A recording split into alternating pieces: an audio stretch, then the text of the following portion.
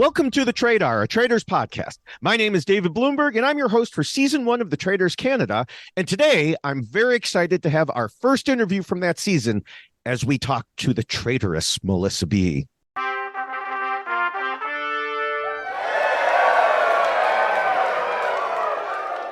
Hello, Melissa. How are you? Hi, David. I would be better if I was $100,000 richer, but, I'm coping. But then we wouldn't be talking yet, so obviously that's the balance there, $100,000 richer or talk now. You know what? It's worth it to be the first guest from my season on this podcast, because I actually started listening to this podcast when I auditioned. I found this podcast, so I've been listening for a while. So you know what? Yeah, I'm honored. It was worth the trade in. I don't need who needs $100,000? That's right. Yeah.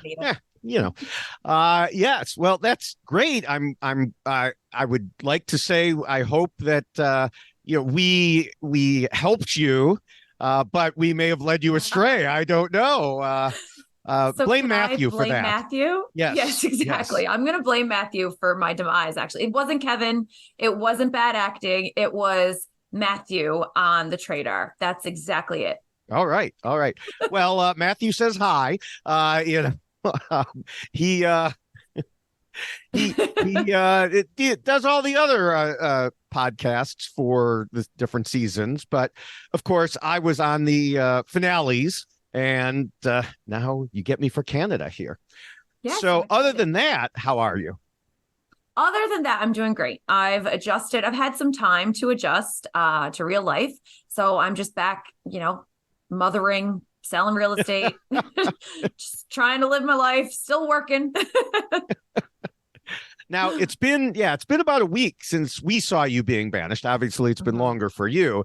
I saw you had an Instagram, TikTok video about Kevin Martin not being a particular favorite in your family group chat, which is understandable. How have things been going there? Do people still want to go after him, or has that calmed down a little?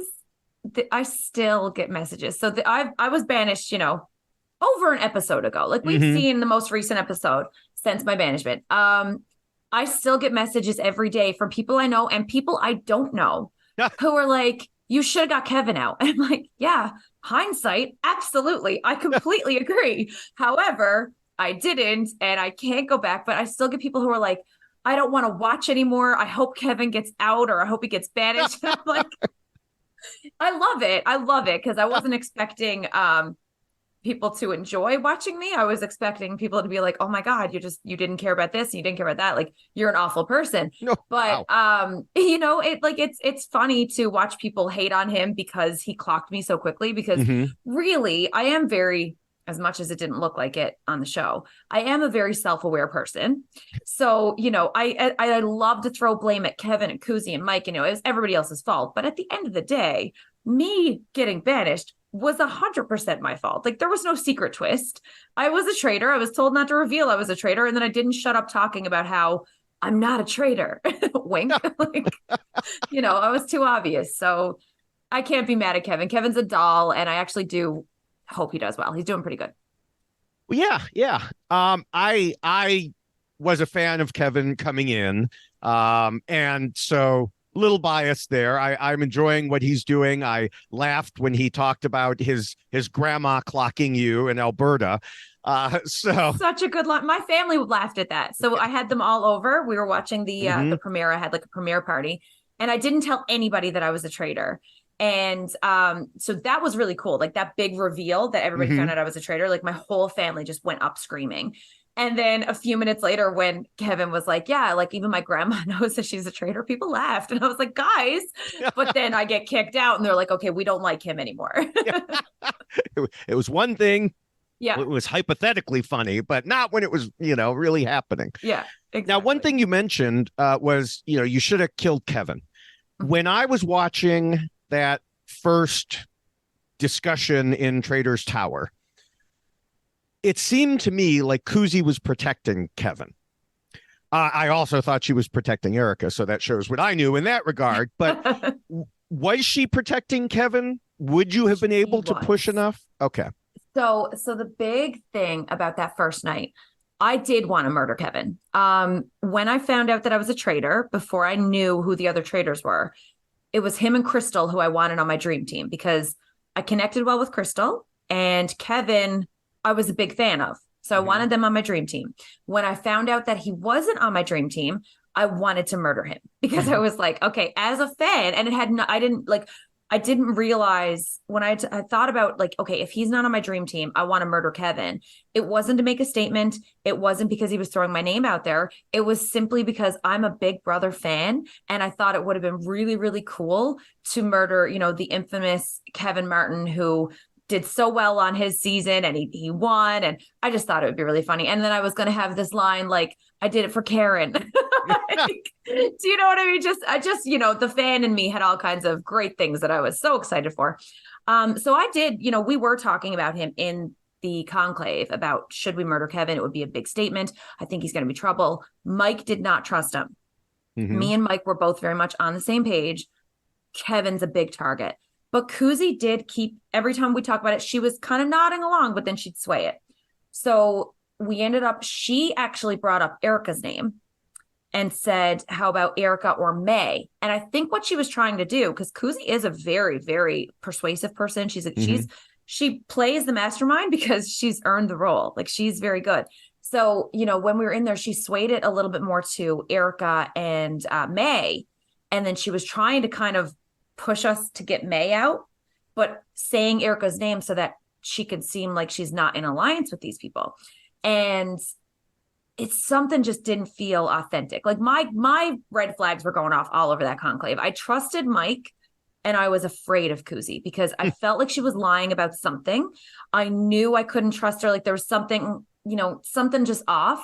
And I mean, obviously later I found out it was because she had an alliance with them. But there was this resistance there. So we couldn't really get that close because I didn't trust her.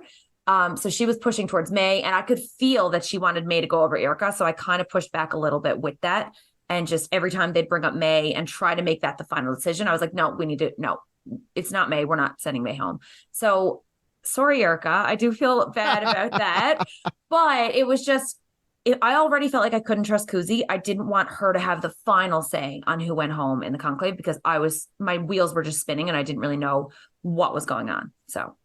Okay. Yeah. Yes, one of my questions was going to be about, whether you felt you could go after some of the celebrity people, because that was an issue in the US season, was that a lot of the non-celebrities just followed along with the celebrities and didn't want to target them. But it sounds like you were gunning. You would have. Oh, I am a fan, but I'm a fan of the show. I'm a fan of the drama. I'm a fan of the blind sides, the messy games. Obviously, I'm a fan of a messy game. I just love the good TV. So for me, I didn't care about sending a celebrity home. The only one who I might have had trouble with would be Rick, because he's a different kind of celebrity and we also clicked really well. So I think like to send Rick home would have been harder for me. But I had no objection. Like I didn't care. I'd send my mom home in one of these games. Like I don't think I'd at it. Like that's the game. I think I put the Traitors Canada Instagram actually put out a reel of me answering a question, and I said, it's called the Traitors, not the friendship. And I truly meant that. When I went in, I didn't care who it was. Kevin Jacobs is probably one of my favorite Big Brother Canada players ever. And if he had to be in there, I probably would have wanted to get him out first too, because he's dangerous. So yeah, I wasn't afraid to send home a celebrity. The issue after, when I didn't send Kevin home, was turning people against him because he made a lot of friends. And I don't know if it was because he was well-known or a celebrity or because he's just charismatic, but people wanted to follow him more than they wanted to follow me. So that was like, I hear a lot of podcasts who are like, how come he didn't throw his name out there? And like, it was so much harder to do, to throw out Kevin's name and get people actually behind you, especially when you're the number one target in their head. So that was difficult. I may have been guilty of saying that, but I think I also answered the question because, like you said, the celebrity people are harder to target. We saw that especially in the US. We saw it somewhat in New Zealand and Australia, but especially the first US season. Obviously, I mean, I wish we could Absolutely. send you back in time and have you lecture to some of the people at the reunion of the US there. Me too. Luckily, we had Michael Davidson, who at least spoke up, and he was our guest on the most recent recap. So he was out there saying, "Yes, go Suri," and some of these other people were clearly not. But one thing he had also said on that reunion was, I would have followed her anywhere. And I think that Oh yeah. some people, and it's a combination of things, I think Kevin, like Suri, has the type of personality where, yes, he can bring everybody in and do that. And that's why he was successful on Big Brother. And that's why he's successful so far on the Traitors. But also he's a known person. Mm-hmm. And so it's that combination that I think is really killer. Absolutely. Now, you mentioned Rick also. Not being Canadian, I am not as familiar with Rick. As a matter of fact, I am not familiar at all with Rick. Now, I had a Canadian guest on as our episode 1 co-host, and so he explained a little bit about Rick, but I didn't realize just how well known until this most recent episode, when people were talking about kind of like how universally beloved he is. When May says I think it was May at the table, the round table, they're all Mhm. ganging up on, and Rick is like, it's got to be a celebrity person. It's got to be a reality person. And she's like, you're the most famous person here.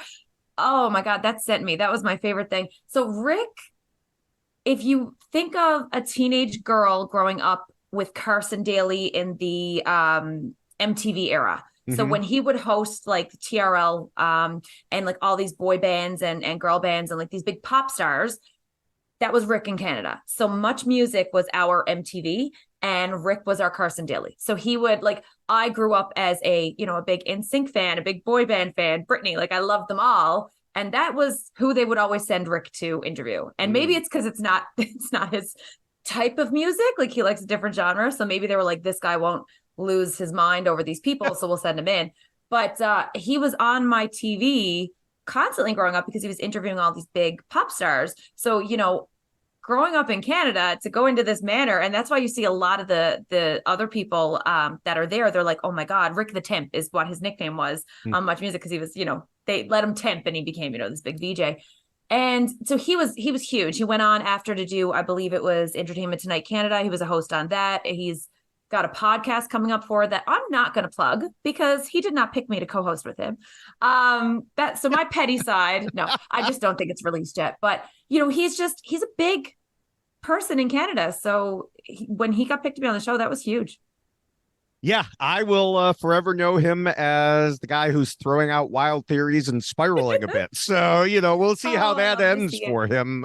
It could end at the beginning of the next episode. I don't know. That's not my prediction, but so I do want to ask you, you went into this a little bit. So I'm normally the one who does podcasts about why people lose on reality TV. I listen to them often. Good. Thank you. It didn't teach me anything. I didn't have one for the Traitors. I'm sorry. Just FYI, anybody listening, we need a Traitors one because I did the Big Brother ones and yes, didn't work out. Yeah. So what do you think went wrong and what could you have done differently? I know that's a big question there. Oh, the question that I asked myself the second they said my name. So basically, I've got a lot for this answer. So what I did wrong off the hop, first of all, when she touched my shoulder, I didn't think, try not to breathe too heavy. Don't make any noises. Because I'm still I wonder, did I squeal? I still don't know. Kevin was next to me. Did he just clock me because I went, yes? I still do not know. So, maybe that's what happened. So I didn't control myself at the table. A lot of people said they saw me change at the table. That's something I feel like if that was real or whatever, I feel like I could have brushed that off because everybody changes at the table. The blindfolds come off. You don't actually change. My aunt, God love Mary. Oh, if she said my eyes were wet one more time, I was going to scream because I was like, I was wearing a blindfold. I have sensitive eyes. I'm wearing these fake eyelashes. I got a blindfold on. I take it off. Of course, I'm fixing my mascara or not my mascara, my eyeliner. Of course, my eyes are watery. Got these big lights in them. So that was stupid. Love you, Mary, but that was stupid. And I know she's listening. She listens to all these podcasts too. All right. So yeah, so that was, not a reason in my opinion. However, after that happened, once we got out of the roundtable, I started telling people, it's almost like, I don't know if people who listen to this are also familiar with Big Brother US and what's going on, but one of the contestants in that, Corey, would always talk to the other players about what he thought they would be thinking. Oh, yes.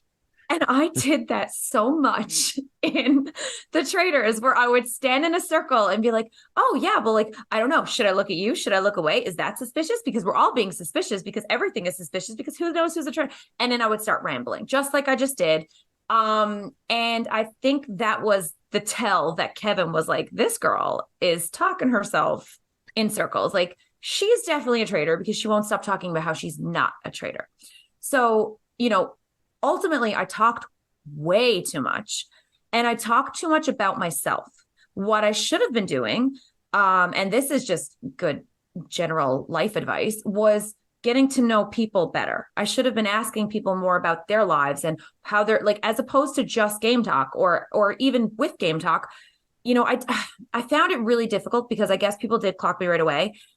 So nobody would talk game with me. So even when I was trying to get things out of other people, nobody would give me a name. Like the Donna Colin day was my favorite day, because people were talking to me about other people. And I was like, let's talk about Colin and Donna. They're both traitors. Send them both home. Stop looking at me.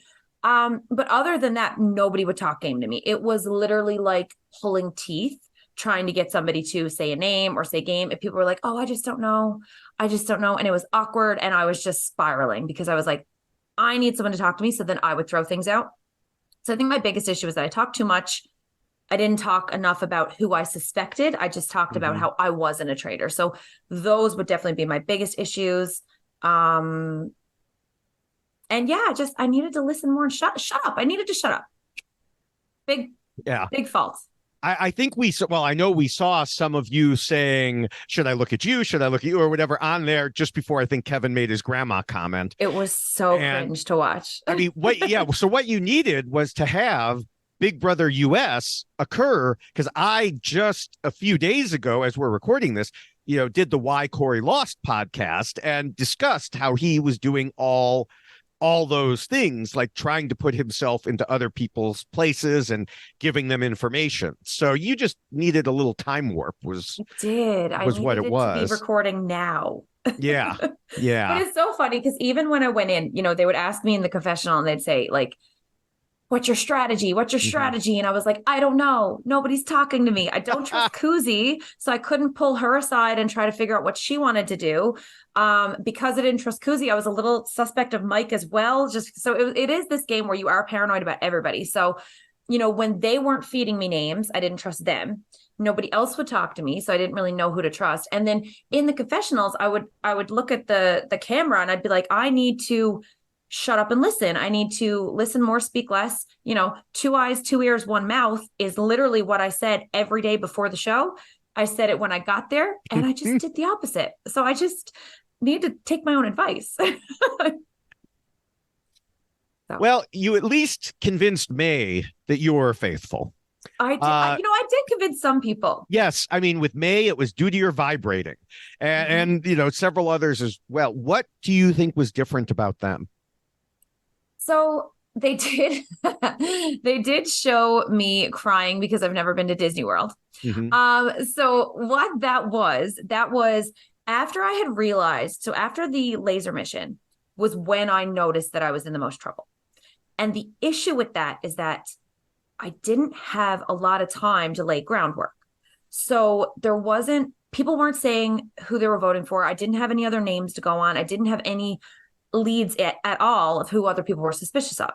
So all I could do at that point, my thought was like, okay, I need to throw somebody under the bus. So I thought about Crystal. I had a couple of things that I could use against her to sprinkle around. So I started spreading her name around, and I knew I needed to maintain and fix relationships. So I thought, if I'm going out, so I think what had happened was after the mission was when, I don't remember if this happened before or after, but like you saw like a big chat between me and Leroy.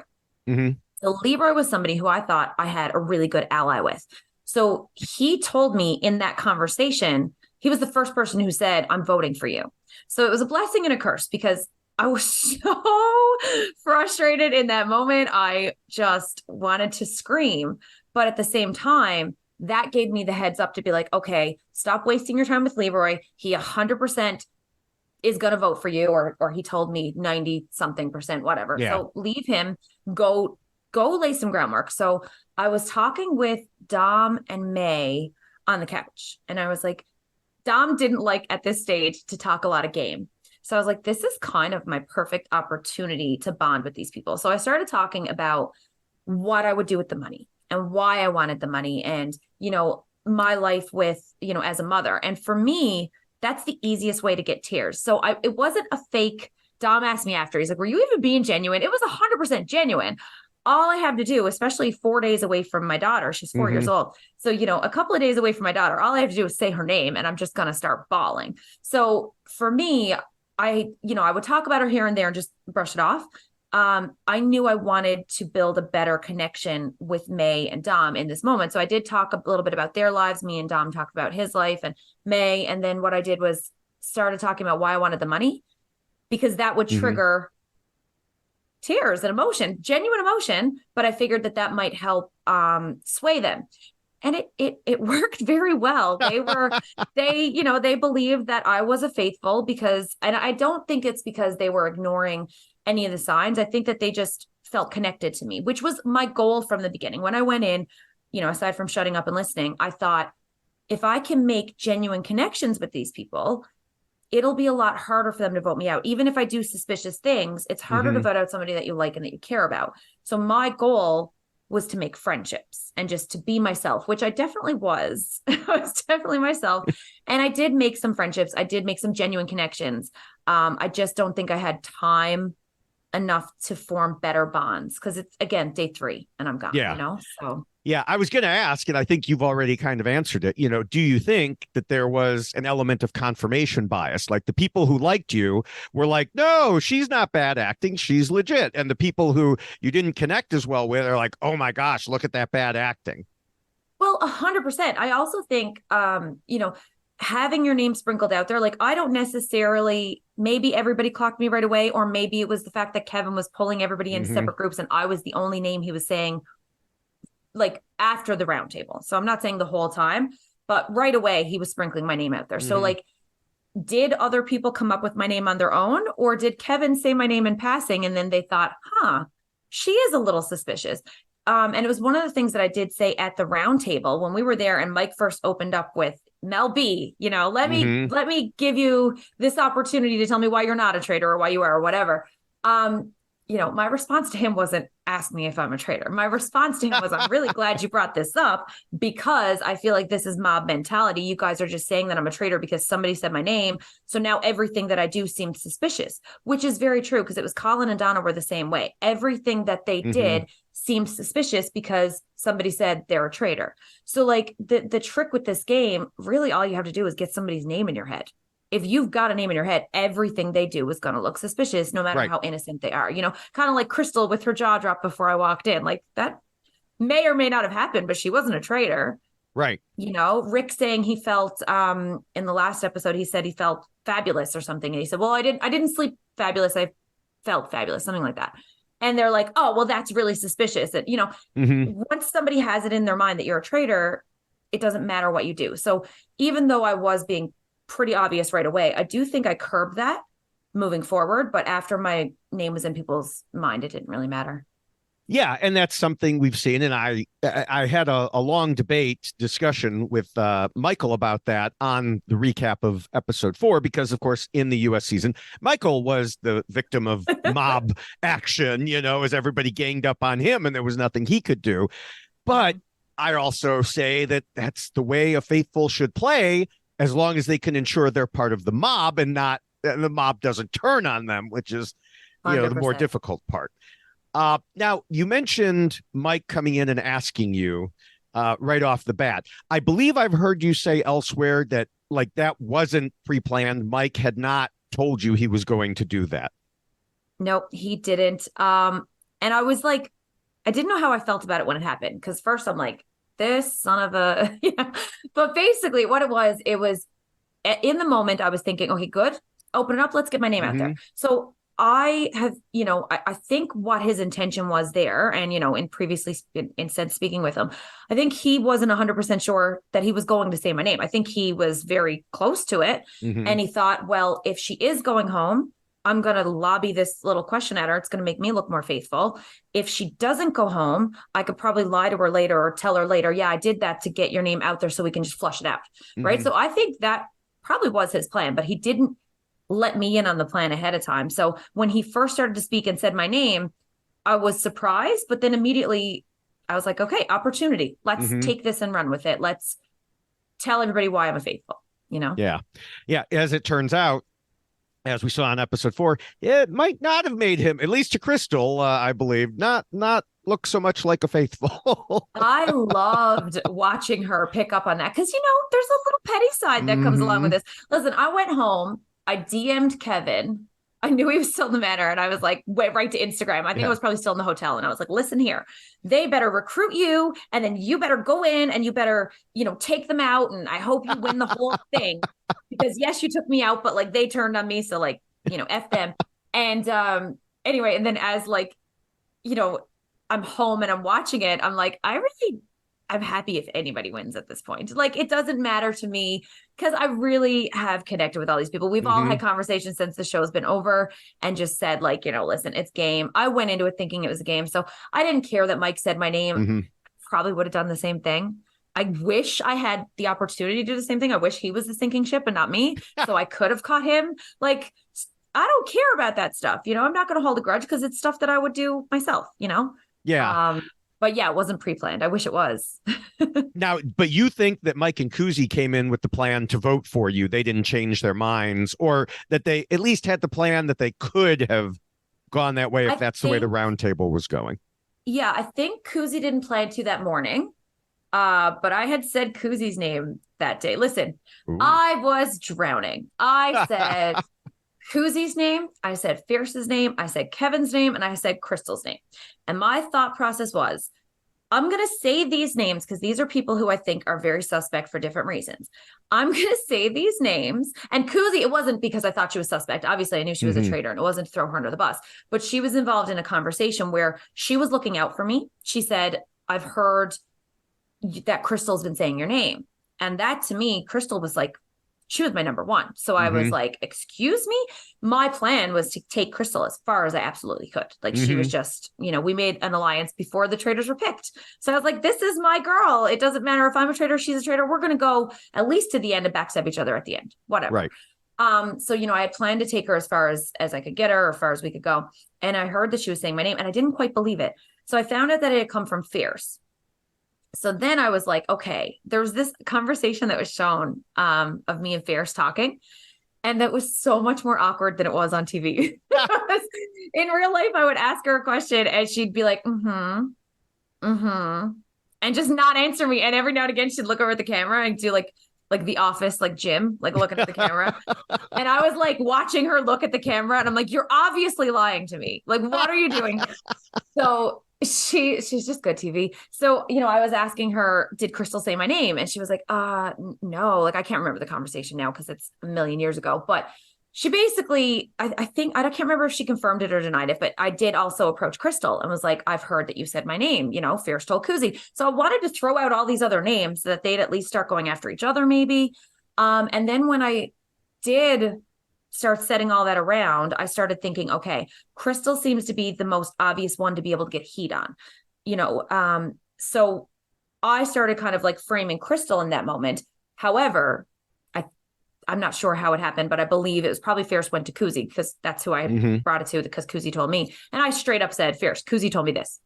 So Kuzi heard that her name was being said by me, which it was. So at that point, I think she went into the day fully protecting me now that I've seen it. But in that whole game, I didn't trust her. So I thought she was setting me up. So I said, I don't care. I'll say her name. So I said her name. And then I think she heard I said her name and then wanted to too bad, Melissa, you're sinking. I've been trying to save you, but you said my name and now you're toast. Yeah. Yeah. So I believe Kuzi had my name going into the roundtable. I believe she told Mike, but I think Mike was going to say my name if it seemed like it was going that way. But maybe if people seemed like they shifted, he might have shifted. But ultimately, three of us never had a plan going into it to vote for the same person, which another mistake I think I made was not talking to them before this. And which was mostly a misunderstanding because I did tell them that I was going to bring up the Crystal story. But I think I should have checked in that morning before I did it. Instead of Kuzi thinking one thing, me thinking another, and then two of us just not communicating. So lack of communication was definitely an issue there as well. Yeah. Yeah. And that is, that is something that goes over all the reality shows is always check in with your allies is because even if you think you're solid. Yeah. Well, yeah, that's, your quote unquote allies. They were my traitor allies. Right. That's the scariest of allies, Yeah. That's like when in episode 4, Mike asked Kuzi, "You'll never backstab me, right?" And Kuzi was like, "Never." And I'm like, "Yeah, sure. Okay." And I saw him say that because, they both backstabbed me.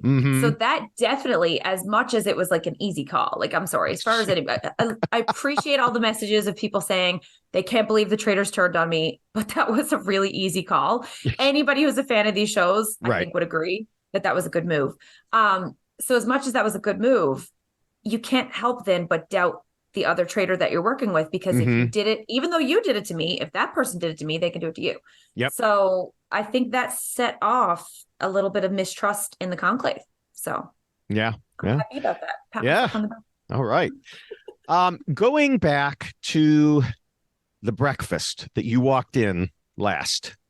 And that was Emmy when award, you mean? Yes, your Emmy Award winning performance. Do you think you could have done a better acting job if you had entered as part of a group instead of being all alone at the end? 1,000%. To be honest, I wasn't, I've said this a dozen times and people are like, okay, sure. I wasn't acting. It wasn't an overt, like, yes, I was acting surprised that it was Nazilla, but like when I opened up the door, being last in that room is like a big rush of adrenaline. So my adrenaline was like on 10 the whole time I was there. I would wake up in the morning and in my room, I'd get ready and then I'd do a bunch of jumping jacks and push-ups to get rid of the jitters. Cause I can be like, I get really hyper excited.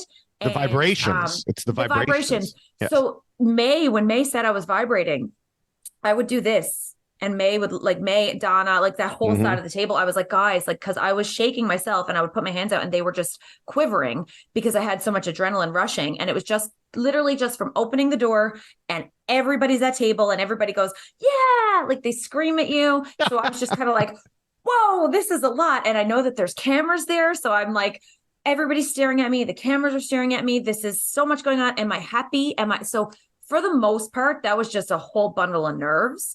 And not overacting, but Fierce was like, oh, whatever, you were saying you were shaking and you're overacting. That was the worst acting job I've ever seen in my life. And she said that to my face. That wasn't just a confessional because I, at one point, was running around like a chicken with my head cut off, trying to get my name out of it. I was trying to defend myself and explain why I wasn't a traitor. And Fierce looked at me. She's like, well, frankly, I thought this morning was acting and it was bad acting. Like she just ripped me a new one.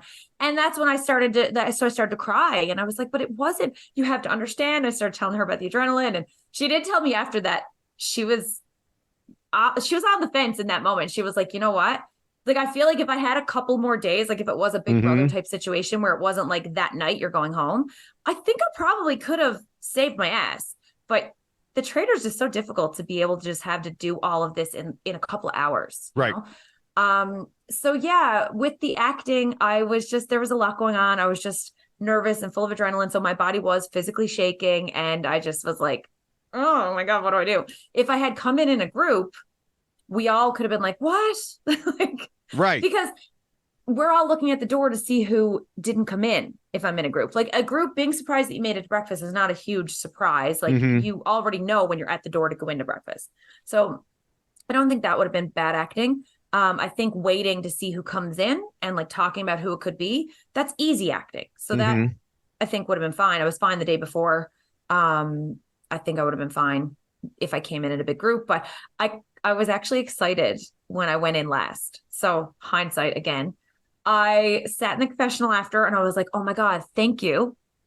Thank you guys for sending me in last. I'm so happy because this is literally what I said. I didn't need to act because I was actually so surprised when everybody yelled at me and like my adrenaline was pumping so much. I didn't need to put on a show. So I was so happy that I was last until everybody started talking about my bad acting. And I was like, but I wasn't acting. What are you talking about? So now I hate that I was last. I wish I was first, but in the moment I was so thrilled. Yeah, and did you also consider, and I think we saw you say something about this, because in the earlier seasons of the show at different international versions, it was almost always faithfuls who were under consideration at the end who came in last. So, a lot of people were commenting, well, they need to change this for the future because now that we've seen it, it's going to be obvious. And so here they are, they change it for you. They send you in last, which had it been a different season would have been like, oh, that proves she's a faithful. And instead, doesn't quite work out that way for you. I thank Matthew for that. Because he had talked about that a lot on this podcast, where he'd be like, guys, if you ever go on this show, and if you're one of the last two, whoever comes in before the person gets murdered is clearly a faithful. That's a good way to determine it. So when I came in last, in my head, I'm thinking, I'm so happy they changed this up. And I'm also thinking, I'm going to use this. And I did. I used it. I ran with it. That was one thing that really solidified Dom in believing as well that I was a faithful, because I said to him, I was like, Dom, why would I come in last if I was a traitor? I was like, they want to set it up. So I started going above and beyond. I talked a lot about the meta of the game when I was in there. I was like, listen, production wants this. They want the audience to see this. So, I had said to him, I was like, listen, this is a TV show. If you watch the other seasons, now Tom didn't watch very many seasons, but I was like, if you watch the other seasons, the camera is pointed at the door between two people because they want the audience to be surprised who got murdered.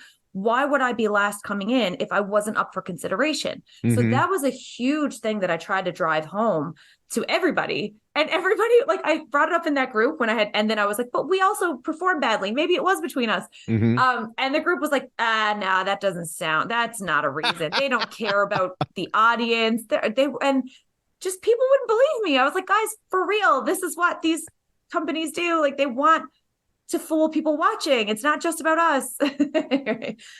Nobody cared. So it didn't work.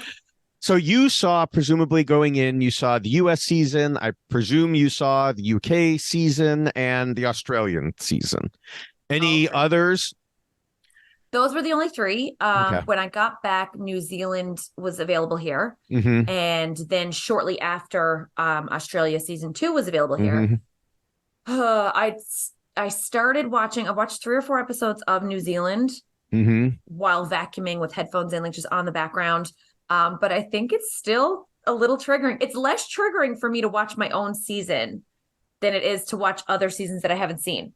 And I think maybe that's because it's exciting because I did live this and I've seen them. And the other seasons, I'm just like watching it and I get a little anxiety. So I'm not quite there. But I'll watch it. I need Big Brother to be over, honestly, because that's just consuming my time. Yeah, well, a few more weeks and then it'll finally be over. Then I'll dive in. Yeah. Now, for when you watch Australian season 2, a mini spoiler alert here, you're going to wish you had those faithfuls. I've heard a little. I've got some Australian season 2 people in my DMs. And they're like, I won't spoil it, but it's good. And I'm like, I really do want to watch it. I just don't have the time right now to sit down and actually like give it the attention it deserves. So. Right. Now, what other reality shows? So you're watching Big Brother. Are you a Survivor person too? Are you what else? A Survivor person. I started watching Erica's season because she's on it. And I do want to keep moving forward with that. But good luck finding her on that season. Oh, I've heard. She told me, she's like, you see me like when I win. Yeah, that's about it. That was yeah. It's I'm not in it a lot, but I watched. So I was never a big reality person. I always watched Big Brother, and that was my show. I just watched Big Brother Canada and Big Brother US, and I didn't even start Big Brother Canada until season 9, and then I went back and binged it all and was like, oh my god, this is incredible. But other than that, the Traitors came out and I started watching the Traitors. Then Circle The Circle on Netflix, I started watching. I love that because I was like, oh, I could do this. Like, tell me I couldn't be a good actor on The Circle, David. Seriously, there's nobody looking at my face. I could have acted. That's right. Nobody can tell if you have watery eyes. You can take your time to write the messages. I mean, erase and then restart, yeah, like they put former reality people on The Circle. I don't know that they have a Canadian version. I mean, there's the US, they've had UK. I don't know that there have been Canadians. For it, okay. Even when they didn't have a Canadian one. I was like, screw it. So I put in all my details and then I was like, sure, I'm from the States. Put me on your show, please. I'll figure it out. Because back when it was finished, when they weren't looking for anybody, you actually, like, I think they were taking US and Canada. So I do remember looking it up and putting in an application when they weren't looking, because they're like, send an application anyway. So I did that a while ago, and obviously nothing came from it. And then when they said they were casting, I went back in and they weren't casting Canadians. So I was like, well, I'm going to give you my application anyway, because you already have my old one and you did Canada before. Maybe something will change. Yeah. And nothing ever changed. But I also liked the Mole. I thought that was good. Obviously I'd be terrible at that game now. What was the other one? I'm really excited for Squid Game. So yes. My answer is I like reality TV shows now. So I'm getting much more into them. But before, it was always Big Brother, because I like a social strategy game. I watch Love is Blind. That's a guilty pleasure thing where I'm like, this is so trashy, it's excellent. But most of the time I just really love the experiment of like just putting all these different personalities together and seeing how they can navigate this social structure. So, well, you mentioned, like you wouldn't do well on the Mole, but there's only one mole. And true. So, and that also, leads to a question I was going to ask. Did you have a strategy in mind for if you had come in as a faithful? Yes, I'm going to win. That's a good strategy to have. Right. Just win the game. No, my strategy for the faithful. So my strategy for Traitor, I didn't follow. It was like talk less, listen more, and just create really good bonds. So I half did it. I had some good bonds, but I was too obvious. I was talking too much. My strategy for if I was a faithful, I was actually going to come in and not give two poops who the traitors were. I was going to come in and just have a good time, create bonds, and just follow the mob. I was literally just going to vote out, whoever everybody else is voting out, but I was going to clock the traitors in my own head. So my plan was just get to the end, voting out every other person besides yourself. If you know that there's a traitor, try to make friends with them, because I didn't want to get murdered. And I think it's really hard to avoid being murdered. So I was thinking, like, try and clock who the traitors are, but don't tell anybody. Be friends with them. So then you can either, not get murdered or possibly get recruited. And then just cut everybody in the end. Because I had listen, these shows, I've got a life, I've got a family, I've got my friends.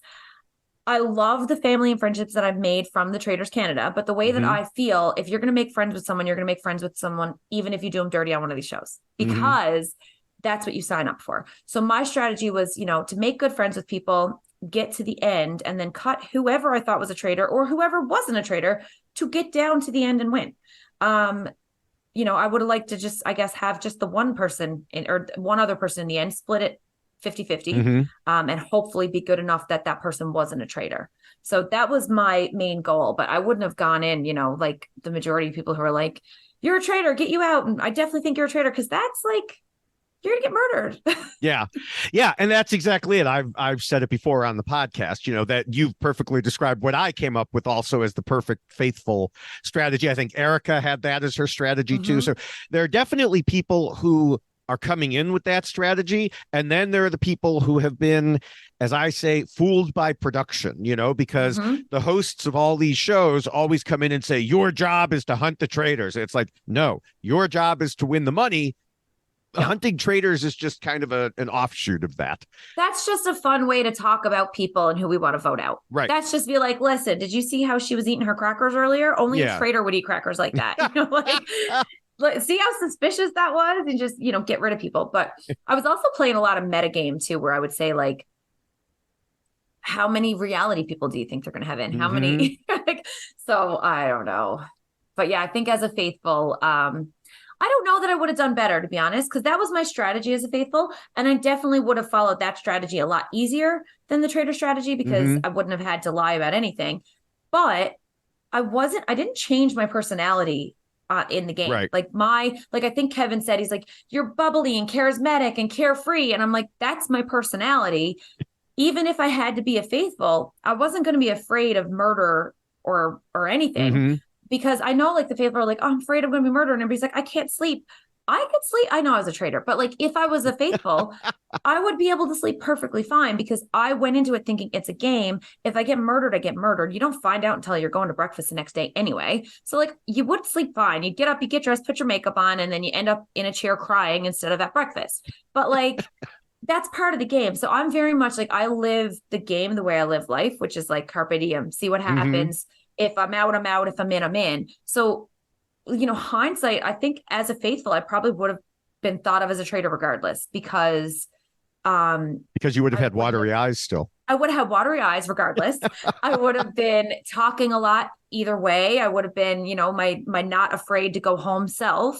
So I think they would have suspected me, and I probably wouldn't have got as much screen time. So I'm happy they picked me as a traitor because at least I went home and I got to have 3 episodes where you saw me, so that was cool. Yeah, that is one thing. Like the people who have been murdered, Dr. Nazila and Gerpyard, they have barely gotten screen time. And And so, it yeah. was so hard watching those couple of episodes, Mm-hmm. knowing, because as I'm watching it, I knew that they were coming up to leave around Mm-hmm. the same time that I did. And I was just so upset for them because I'm like, you have to know these people. They're so amazing in real life. Like Nazila's stories would just blow you out of this world. Like some of the things that girl has gone through in her life are just incredible. Like, and Gurpyar is the most genuine, nicest individual I think that I've ever talked to. And the fact like they didn't get any screen time, and it was Yeah. just it's hard. So, I, in a yeah. way, I'm very grateful for being the first traitor out because at least I got that, Well, I think that they give more screen time to the people who are banished also Mhm. instead of the people who are murdered because I mean, yes, there are reasons, but the reasons for Nazila were so minor. I literally didn't know who she was. Yeah. So my notes were like the lady in red at the round table. And then I had to go back. Oh, that's who that is. There was another Uh, podcast I heard that they described her as Carmen Sandiego because she had like the red in the hat, and yeah. she even put it on like her TikTok and stuff. She was like, "Oh my god, I think this tracks." Now, uh, uh, going back to the events leading up to your banishment. So you already talked about how you were self-aware. You knew you were talking too much. You knew you were a chicken, running around like a chicken with its head cut off. And then, you also talked about Leroy coming up to you and like flat out telling you all of the things, which to me was like, what are you doing? Why are you doing this? But I thought, well, I didn't. My co-host thought that maybe he was saying this to help you, like, oh, here are the things you need. But for what you said, no, he was like, here are all the things you're doing wrong. I don't get that strategy. Why are people coming up to you and saying, I think you're a traitor? Because if you don't get voted out, you may kill them. Listen, it is a bad idea, but I was so grateful for it because my biggest thing was that people were not talking game to me. And I think Leroy is just a gem. Like we had a really good bond, like a good connection there. So like I think he just felt bad. I think because I pulled him aside because I was going to tell him that I was suspicious of Crystal. And my thought process in that moment was, I'm probably going to make up a lie, tell it to Crystal, see if it gets around and if it gets back to me. So I was going to tell Leroy that I was going to do that because I did trust Leroy. So I had pulled him aside to talk to him about Crystal, and I saw the look in his eye. And that's when I started saying, what is going on here? Why are you giving me this look? And it was almost like a scene from a movie where he just kind of gives me the nod, right? Like, yes, I do believe it's you kind of thing. And my head just started spinning because I was literally going to go to him to be like, hey, I don't trust Crystal. Here's what I think. I think, we can't trust her. We, as in me and you. And he's looking at me like, me and Crystal can't trust you, which was accurate. So no, I don't think it's a great idea because, after that conversation and after the roundtable, he probably would have been on my list to murder if I had to survive.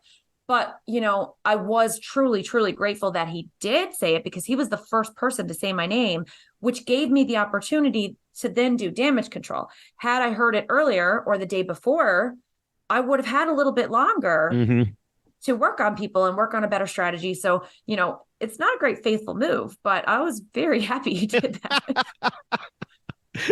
Traitors always happy for not great faithful yeah. moves. Other faithfuls also happy for it. So yeah, it did seem like your name came up right away.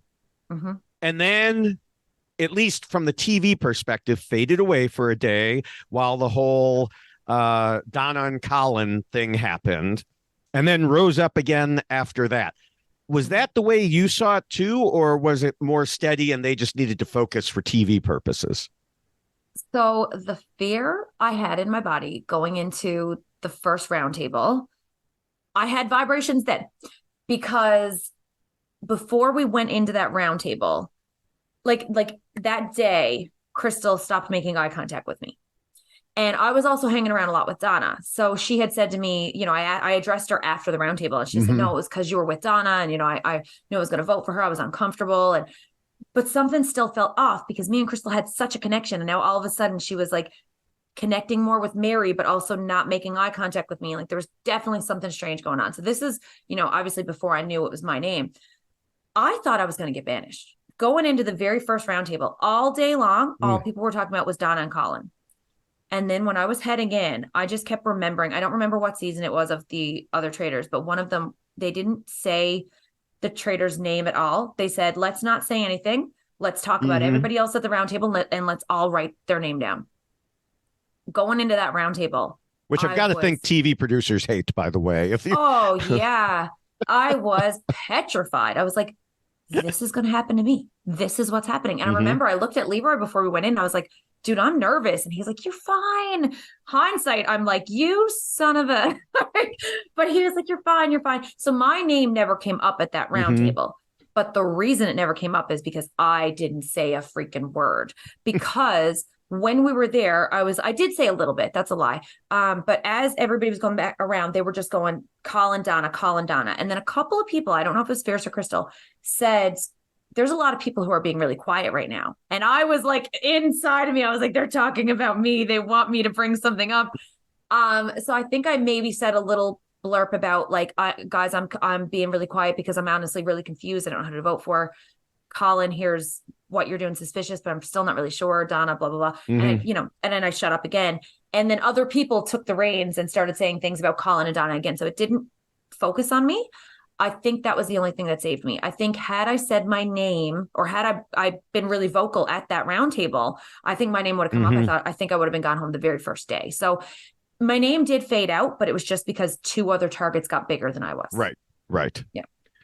Yeah. And then I was thinking that like Rick would take the place because he was pushing so hard for Colin.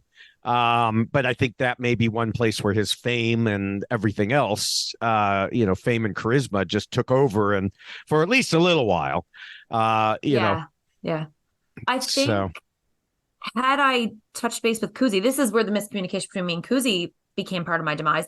Had I even pulled her aside or even spoke more in the conclave with Mike and Kuzi about, hey guys, who are we going to frame tomorrow? Not tomorrow, let's do chaos, because that was all I cared about at the time. But had I said, who can we frame tomorrow to keep my name out of people's mouths? And then we had, because Kuzi was framing Rick, I didn't know anybody was thinking Rick because nobody was talking to me about who they were thinking.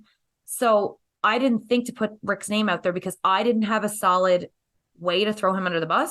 With Crystal, I had a solid way because she had said my name to Fierce, and I knew that there was some kind of a lie that I could trace back. So then I also kind of brought up the fact that like she had told me Donna's name and Colin's name, because the night before, when we were at the round table, we had all said after Colin was banished, we're like, we can't do this again. Like, we just mobbed up on him. We voted him out because he was acting differently. That's not a thing, So we had said, like, we need to have better reasons to vote people out. So my theory going into my roundtable where I got banished was, okay, I'll throw Crystal under the bus because I've got reasons to vote her out. So I told people that she was the one, because we kept saying, well, where are these names coming from? Who's throwing out names? That's the traitor. So that's when I spoke up and I went, okay, thanks, Mike. Appreciate you throwing this to me. I'll start. This is why my name's out. However, Crystal is the one who told me Donna's name. Crystal is the one who told me Colin's name. And I just threw all of this at her because that was the only person I could think of. Rick going so hard against Colin wasn't really in my mind because, yes, he is a celebrity. People aren't going to turn on him as easily. And I didn't know that he was on anybody's like mind. So for me to throw Crystal under, it was a lot easier because I had these reasons. I knew she was throwing my name out there, so I would have preferred her to be banished. Yeah. And it would have been easier to get out a non-celebrity than a celebrity. So, you know, going into the round table, I was like, this is who I'm going to frame. If we had talked about it and I knew Kuzi was putting Rick's name out, I would have put Rick's name out. Maybe 3 of us could have voted for Rick, plus the other people. Like we could have turned it on him and got him out. I'm sure he's happy I didn't. Sorry, Rick. But yeah, that hindsight again is always 2020, but that would have been a great strategy. Yeah, Rick, you know, has he been out to visit Colin? You know, he promised he was going to go out to where Colin lives and visit him. So, you know, I don't know if he's seen Colin yet. He has seen a few people. He's doing a tour with Much Music right now, right across Canada. So he has actually, he's been visiting everybody as he goes to their home. So he's trying to get work to pay for his visit to Colin, is what you're saying. Hey, he's figuring it out. That's all I'm gonna say. Rick's Rick for a reason, right? Like he's figuring it out. But I will like to say that he's not gonna come visit me because Much Music isn't coming to Newfoundland. We're too far east. So I'll just throw that little dig in there. But yeah, so I have to fly to Toronto to see Rick. Okay. Now, in your everyday life, you have mentioned you're a realtor. Has this experience made things easier or harder for you? That is, have people like, you know, you give someone a price. Have people tried to read you to see if you're giving them a good price or they can go lower? Like, are you acting? Are your eyes wet? Are you vibrating? I think, if anything, it's helped make me more trustworthy because they know that I'm a terrible liar. So I think, if anything, you know, I've actually gotten super, super busy since I came home. But they say that that's the thing. Like with real estate, like they say, if you want to increase your business, just take a vacation. So literally since the day that my flight was booked to go on the Traitors, it has been nonstop for me because when you have something else going on, that's when work gets busier. So I've been very, very busy. And mostly that's what happens. Like people are just asking me questions about the Traitors. They're more excited over the fact that I was on it and cursing Kevin mostly. So it hasn't been so bad with regards to people trusting me or not. And I think that's because the Traitors made me seem pretty trustworthy. There you go. There you go. By default. Yes. Now, also in your real life, it was funny. I meant to mention this when you were talking about some of the shows you watch, because looking back at my own social media, before I had any idea who you were, I see that you were like, you know, liking some of my Instagram videos, sending little, you know, comments about them. And I'm like, oh, you know, and your handle, we'll talk about in a little while, has, you know, no indication as to who you are. And I'm like, oh, okay, This is nice. Some new person that likes Big Brother that is commenting on these. So I thought that was pretty funny at the time. Well, when I realized it. Yeah. No, I do. Because I've, you know, it's become an obsession. It's a problem, frankly. It's a problem. It started with trying to get cast on Big Brother Canada. All of this started with trying to get cast on Big Brother Canada. I decided in 2020 when I started up my own podcast at the time. That's, you know, that one's fizzled out.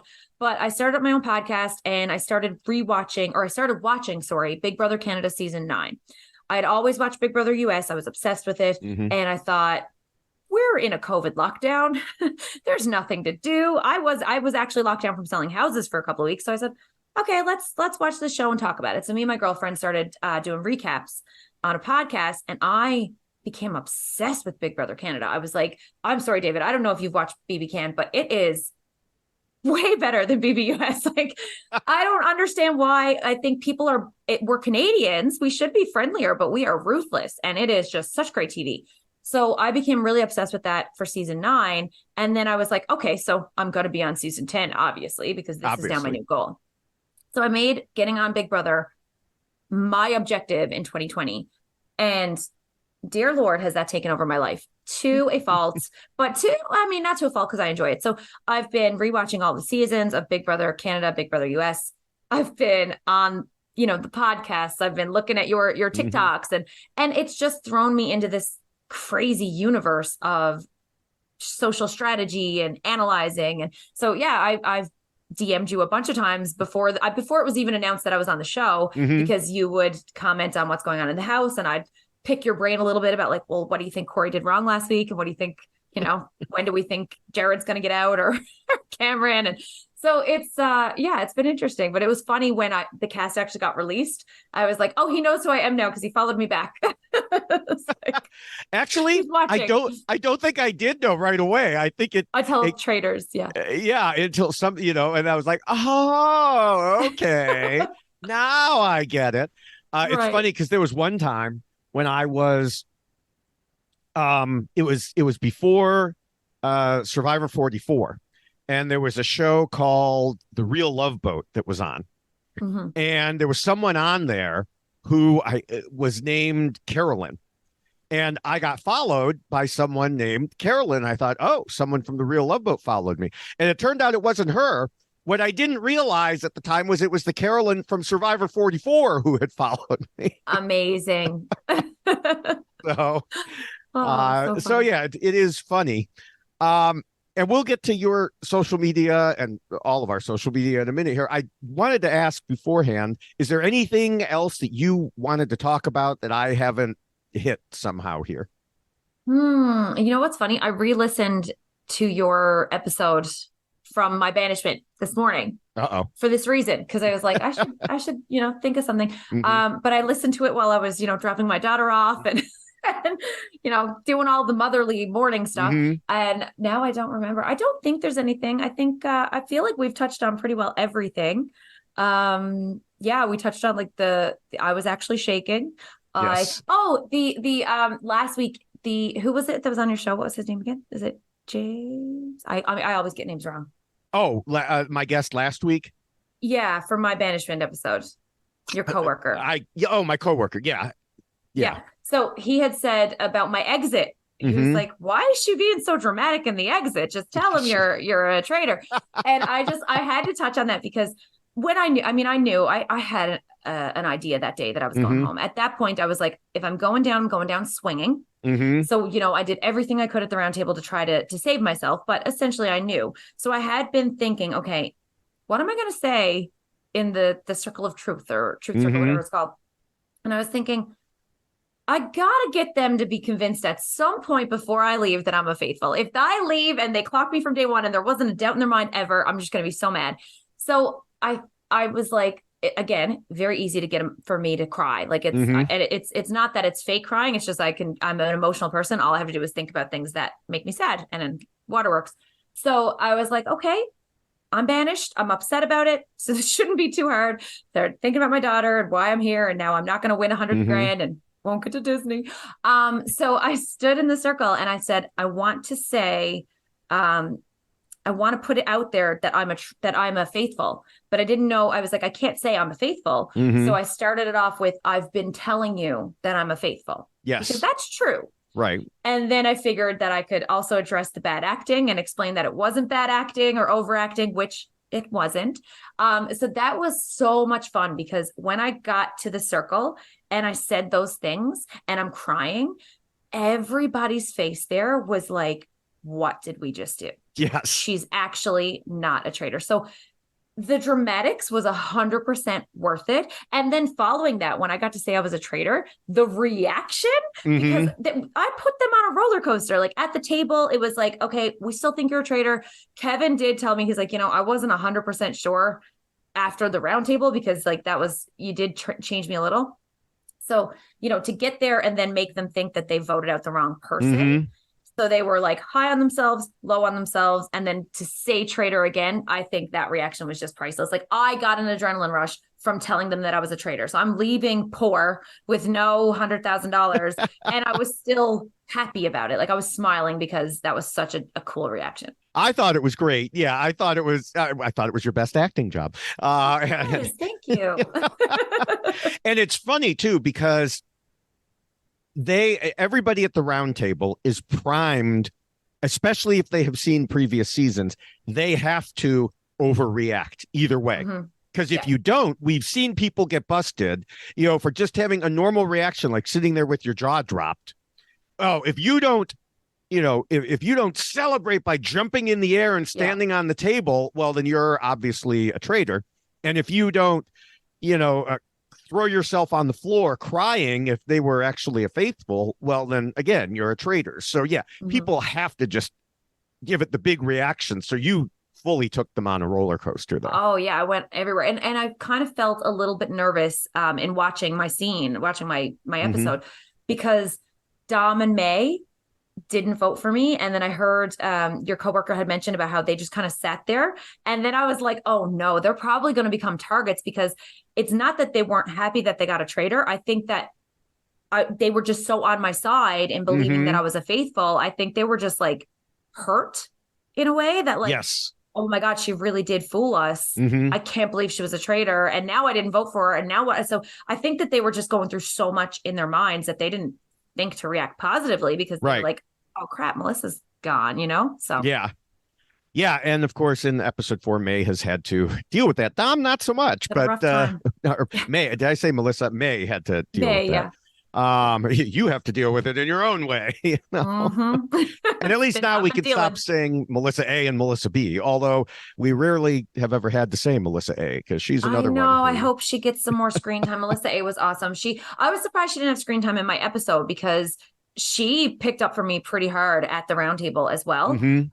Because when I threw Crystal under the bus, Melissa started staring at Crystal. She was kind of like, okay. So she started staring at Crystal, and then she had a big role where she was like, you know what? I've been watching you, Crystal, ever since Melissa said your name, and you are acting like a traitor. And, she had this big scene, and I was like, where was Melissa A's scene? Like, yeah. It was so good. So I hope to see her get some more screen time coming up. Yeah. I mean, as we all get eliminated, the people that we're not seeing are hopefully going to get some more screen time anyway. So, here's to hoping that Mel A is the new shining Melissa. yes. Takes up the good name and moves forward with it. One of the Melissas has to win. Come on, there's two of us. Like, there you go. You should have made a deal to split it, in the beginning, whichever Melissa wins. Yeah, there you go. Did you win? You should give me money. Yeah. Well, I want to thank you very much for chatting with me today. Where can everyone find you online? We talked a little bit about it. I know you're on different places. Where do you want people to find you online? Oh my God. Well, I want people to call me to sell their houses, because I need to make up for $100,000 that I didn't get. Yes. But you can find me I'm on Facebook, but I don't add strangers to Facebook. So that's just pointless. Don't add me there. But I'm on Instagram. I'm, public profile. It's at Best on the Rock. So BESTONDAROCK, because Best on the Rock was taken. So that's my handle. Same handle on TikTok. I'm on Twitter, but I really just tweet about Big Brother things and now the Traitors. So you can follow me on Twitter or X, whatever it's called. I think I'm at Melissa Agent 21 there. I created that a very long time ago and never used it until the last year or so. But yeah, you can find me on those 3 places. I will have a podcast coming out soon. So just follow those places to hear about my podcast when it comes out. You should absolutely. I don't know that I knew you were on Twitter. So, or else I'd have tagged you there in some of the things I tagged you in Instagram and TikTok. So I'm slowly finding. A lot of the old things too. Like my Twitter profile is like, a 22-year-old Melissa. So I look a little different with brown hair. And like, it doesn't say anything about like, does it say the Traitors now? Maybe. I don't know. I don't get Twitter. I don't understand how to do my thing on Twitter, my profile. So I'm there with a lot of old things that I haven't changed, but you can find me there and everywhere else. So. Okay. Well, if anyone who wants to reach out to us here at the Traitors podcast and let us know what you think, I am all over social media, as we've been discussing, and reality TV podcasting. I also, as Melissa kindly mentioned, I also podcast for Rob Has a Podcast Network, talk about why each player lost Survivor and Big Brother, which, as you mentioned, Melissa, with Big Brother going on this long, it's been a lot. And I also have accounts on all the different social medias. You can find me through Linktree at Linktree/David Bloomberg with a dot before the EE in Linktree, or you can find me on like Twitter and Blue Sky and the text-based social medias is at David Bloomberg. On the video platforms, TikTok, YouTube, Instagram is at David Bloomberg TV. And, I post 3 or 4 reality TV short videos on all those sites every day. Everything from the Traitors Canada to Big Brother to Survivor to House of Villains. So definitely find me there. You can see the videos that I've posted related to Melissa and some of her new friends. And also, everyone should make sure to check out the accounts for this podcast overall. You can find us on Instagram as at the Traitors Podcast, on Twitter as at the Traitors Pod. You can also email the Traitors Podcast at gmail.com. So we will be back here again. Now, Matthew has another Australian Traitors interview coming up. He recently interviewed Camille from season 2. I won't say anything more about that because I don't want to spoil Melissa here. He has another traitorous interview coming out soon. And then, of course, we will have next week, we will have another episode of the Traitors Canada. And then there might be a special project that we're announcing also within the next few days. So hopefully that will be out shortly. Until then, thank you again, Melissa. This was, this was a lot of fun, very interesting, got a lot of insight from your time there. And hopefully we'll get to talk to you again. Yes, absolutely. Call me anytime. I think I reached out to Matthew before I was even on my show, before I got cast, and was like, hey, I heard you need a female co-host. I'd like to do that. But when he reached back out to me, I was in the casting process. So I was like, I feel like I might get in trouble for this. So we're going to have to wait. So literally anytime. I love talking about anything reality TV that I've seen. Yeah. And I just like talking, as you've seen. So and you're good at it. So thank you. So, all right. Well, thanks again. Bye, everyone.